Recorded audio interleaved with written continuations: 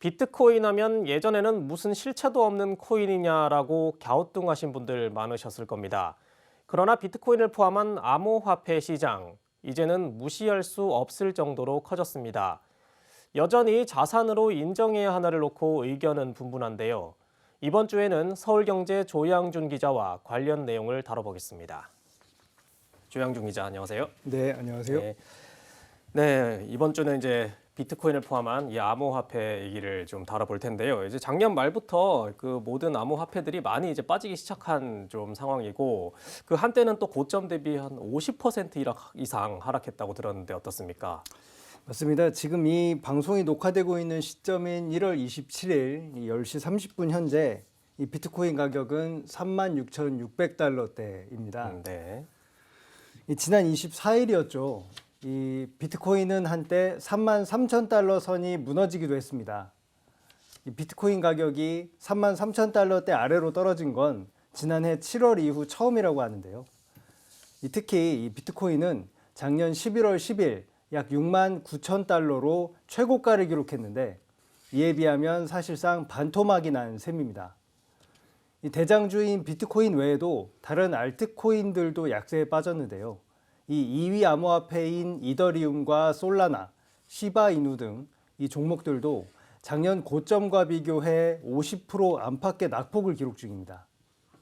이 암호화폐가 변동성이 큰 것은 사실입니다. 비트코인이 처음 등장한 것이 2009년인데 이 가격이 50% 이상 하락한 것이 이번이 8번째라고 하는데요. 그리고 금방 낙폭을 만회하는 경우도 상당수였죠. 이 괜히 롤러코스터라는 말이 나오는 건 아닌 것 같습니다. 네, 그 8번이나 빠졌다고 하니 진짜 이제 롤러코스터를 탄 것 같은 느낌이 드는데 이렇게 이제 가격이 빠진 뭐 어떤 이유가 있을까요? 이 암호화폐는 이 가격의 등락과 함께 도대체 왜 오르는지 혹은 왜 떨어지는지 이 명확한 이유를 알기 어려운 경우가 종종 있었는데요. 네. 이번에는 좀 비교적 이유가 분명한 편입니다. 바로 긴축 임박이라고 표현을 할 수 있겠는데요. 전 세계적으로 코로나 팬데믹이 발생하면서 각국 경제가 큰 타격을 받았고 따라서 경기를 부양하기 위해 이 중앙은행들은 기준금리를 낮춰서 이른바 돈 풀기를 했죠. 이 암호화폐 시장이 지난해 최고점을 찍은 것도 시중의 유동성이 돈이 많이 풀린 영향이었습니다. 아직 코로나 상황이 끝나지 않았고 오미크론 변이도 기승을 부리고 있기는 합니다만 이 완화적 통화 정책에 따른 고물가, 즉 인플레이션이 매우 심각해졌습니다. 미국만 보더라도 40년 만에 최악의 인플레이션을 맞았다고 하니까요. 여기에 수요 공급 미스매치에 따른 공급망 타격, 또 친환경 전환으로 인한 원자재 가격 폭등처럼 이 인플레이션이 계속 심각해지고 있다는 소식 전해드린 바 있죠. 따라서 지금은 시중에 풀린 돈을 걷어들여야 한다, 즉 긴축에 돌입해야 한다는 것이 상당수 중앙은행들의 의견입니다.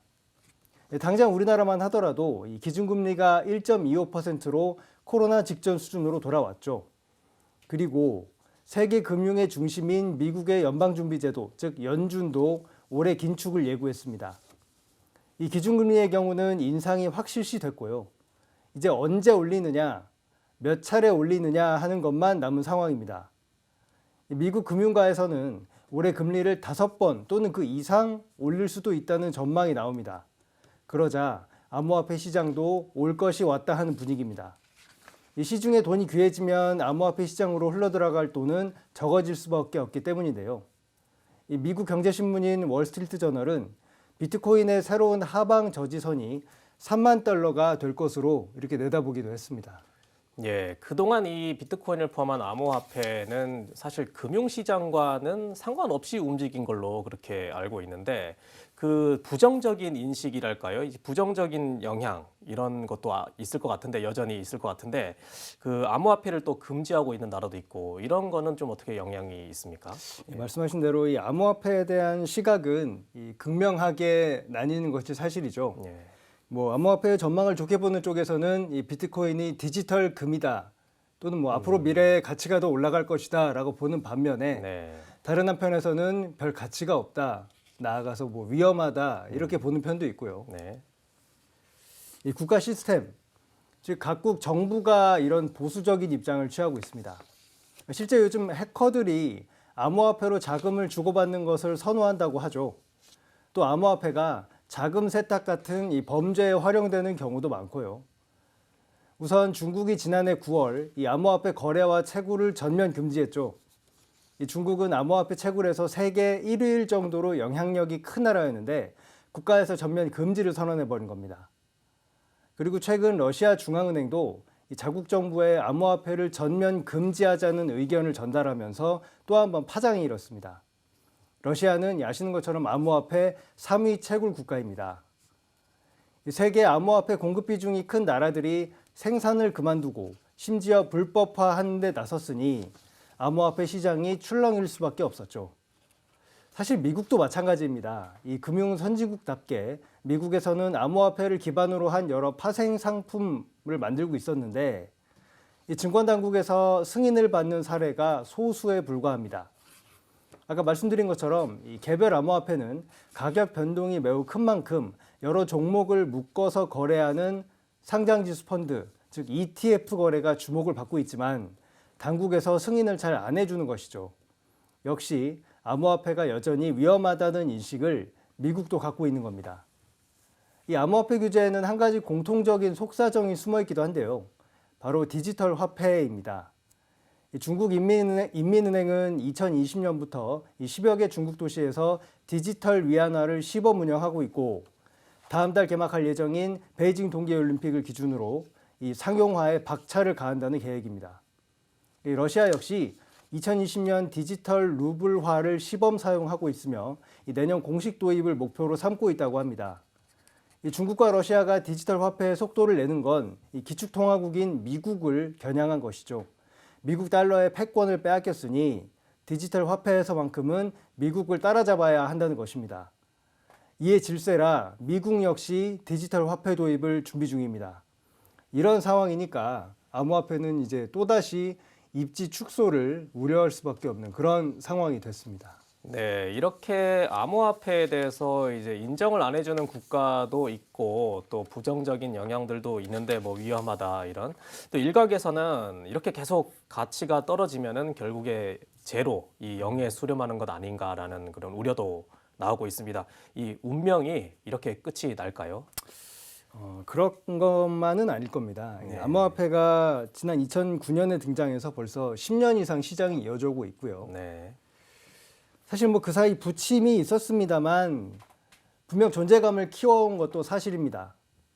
투자은행인 골드만삭스는 앞으로 5년 내에 이 비트코인이 개당 10만 달러까지 오를 것이라고 전망하고 있기도 합니다. 암호화폐가 실체도 없는 허상이라는 인식을 점차 불식시켜가며 제도권 안으로 들어오고 있는 모습도 계속 나타나고 있습니다.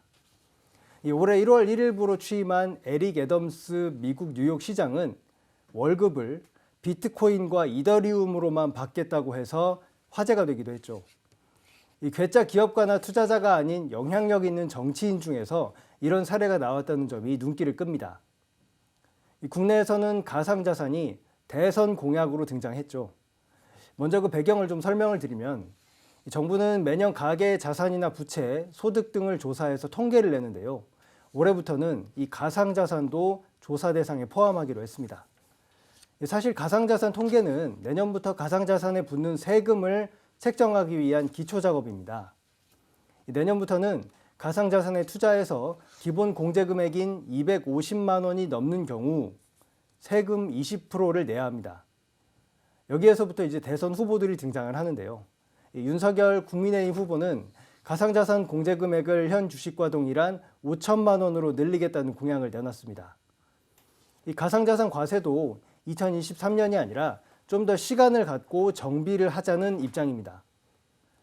이재명 더불어민주당 후보도 공제금액을 5천만 원으로 확대하고 나아가 5년간 2월 공제를 받을 수 있도록 하는 방안을 공약했습니다. 그러니까 투자자가 특정 연도에 투자 손실을 봤다면 이후 5년 동안 발생하는 소득에서 해당 손실분을 빼고 과세하겠다는 겁니다. 이 감을 잡으셨겠지만 결국 두 후보의 가상자산 공약은 암호화폐보다 우호적인 투자 환경을 제공하겠다는 취지이고요. 결국 암호화폐를 단순 투기 대상이 아닌 금융의 한 부분으로 인정하는 점에서 이 제도권 편입의 기폭제가 될 것으로 보입니다. 네, 이제 말씀 들어보니까 이제 좀 동떨어져 있었는데 어떤 제도권 안으로 들어왔다는 그런 생각은 좀 듭니다. 마지막으로 이 시청자들이 가장 궁금할 게 이제 암호화폐 다시 오를까라는 건데 어떻게 좀 전망을 해볼 수 있을까요? 예, 저도 이 질문에 대해서 좀 속 시원한 답을 드렸으면 좋겠습니다만 네, 이 전문가들 사이에서도 의견이 갈리는 만큼 그렇죠. 쉽게 네. 답하기는 힘들 것 같습니다. 이 비트코인의 이 예상 가격이 최저 3만 달러에서 최고 10만 달러 이 사이인 것처럼요. 다만 한 가지 팁은 있는 것 같습니다. 우선 앞서 말씀드린 이 연준이 긴축 속도를 어떻게 가져가느냐에 따라 가격 회복 속도가 달라질 수 있다. 이런 분석이 나옵니다. 이 연준의 금리 인상 속도 조절에 달렸다는 건데요. 사실 엄밀히 따지자면 암호화폐는 금융시장이 아직 아니니까 경제 상황이나 금리 같은 지표와는 동떨어져서 움직이는 경향이 있습니다. 그런데 이번에는 다르다는 겁니다. 이 연준의 금리 인상이 예고되자 미국을 비롯해 여러 곳의 주식시장이 크게 하락했는데 이 암호화폐 시장이 여기에 동조화, 똑같이 움직였다는 거죠. 이 기관 투자가들도 많이 뛰어든 만큼 암호화폐 시장이 경제 지표에 반응하는 제대로 된 시장처럼 되어간다는 의미이며 따라서 증시 흐름에 맞춰 암호화폐 시장도 예상해 볼 수 있다는 것입니다. 사실 암호화폐 시장이 금융시장화하고 있다는 소식은 이 일확천금을 꿈꾸는 일부 코인러, 즉 암호화폐 투자자한테는 뭐 별로 희소식은 아닐 수 있을 것 같습니다.